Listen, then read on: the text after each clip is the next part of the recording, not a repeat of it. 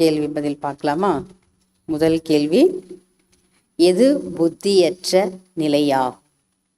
சொர்க்கனா என்ன அப்படின்ற அந்த ரகசியம் யாருக்குமே தெரியல. அங்கே கூட துக்கம் இருந்தது என நினைக்கிறார்கள். இதுதான் புத்தியற்ற நிலையாகும். இரண்டாவது கேள்வி, யாரையும் ஏன் ஸ்ரீ என கூற முடியாது? அனைவரும் விகாரத்தில்தான் பிறந்திருக்கிறார்கள். எனவே யாரையும் ஸ்ரீ என கூற முடியாது. மூன்றாவது கேள்வி, நம்முடைய தொழில் என்ன? நம்முடைய தொழில் படித்தல் மற்றும் படிப்பித்தலாம் மற்றும் தனது சரீர நிர்வாகத்திற்கான காரியங்களையும் செய்ய வேண்டும். நான்காவது கேள்வி, எதை புத்தியில் வைக்க வேண்டும்? சரீரத்தை விடும் வரை படிக்கத்தான் வேண்டும் என்பதை புத்தியில் வைக்க வேண்டும். அஞ்சாவது, சுத்தப்படுத்துவதற்கான விதி என்ன? பாபா சொல்றார். என்ன பதில் சொல்றாருன்னா, முதலில் குழு ரூபத்தில் நாலா புறங்களிலும் விசேஷமாக குறிப்பிட்ட ஒரே நேரத்தில் எல்லாரும் ஒன்று சேர்ந்து யோகதானம் கொடுக்க.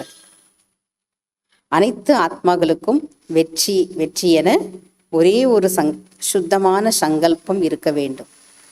இதுதான் சுத்தப்படுத்துவதற்கான விதி. fill in the blanks. Dash ஆவதற்கான முழுமையான பயிற்சி செய்யுங்கள்.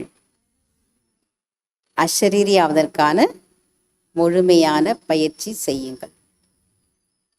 இரண்டாவது, இந்த உலகத்தில் யாரையும் டேஷ் என்று கூற முடியாது.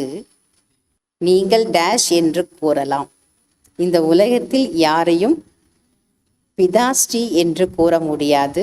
நீங்கள் பிரம்மாவுக்கு ஸ்ரீ என்று கூறலாம்.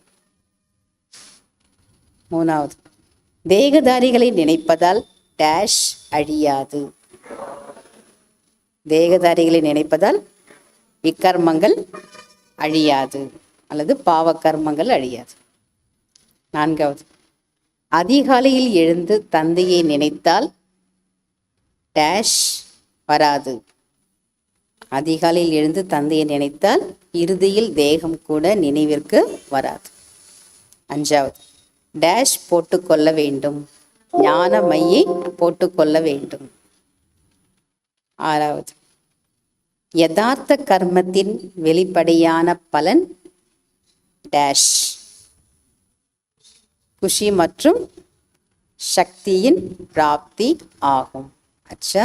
ஓம் சாந்தி. தேங்க்யூ பாபா.